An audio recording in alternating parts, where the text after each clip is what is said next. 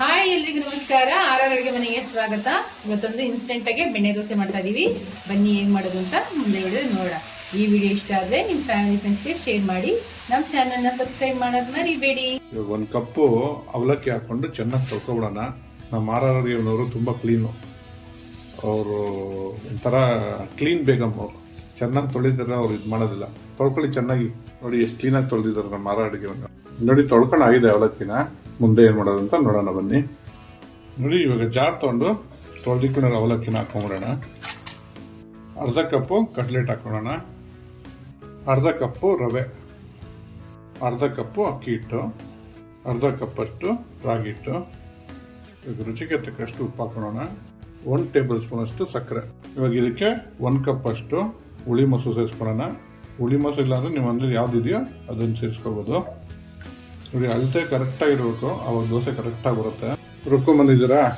ಪಾತ್ರೆಗೆ ಹಾಕ್ಕೊಳ್ಳಿ. ನೋಡಿ ಇಷ್ಟು ನೈಸಾಗಿ ರುಬ್ಕೋಬೇಕು. ಓಕೆ.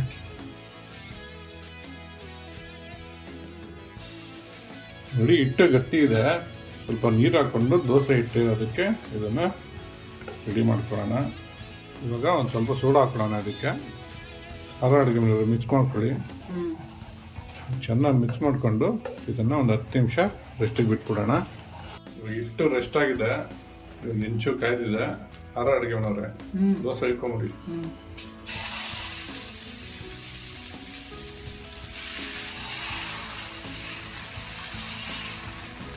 ಅಡುಗೆ ಮಾಡೋರೆ ಹಾಕೊಳ್ಳಿ ಬೆಣ್ಣೆ.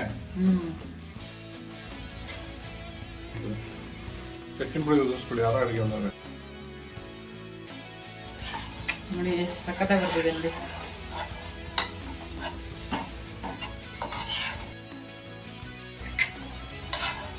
ಎಷ್ಟು ಚೆನ್ನಾಗಿದೆ. ಇನ್ಸ್ಟೆಂಟ್ ಬೆಣ್ಣೆ ದೋಸೆ ರೆಡಿ ಆಗಿದೆ. ಟ್ರೈ ಮಾಡಿಬಿಟ್ಟು ಹೇಗಿತ್ತು ಅಂತ ಕಮೆಂಟ್ ಬಾಕ್ಸಲ್ಲಿ ತಿಳಿಸಿ. Thanks for watching our video.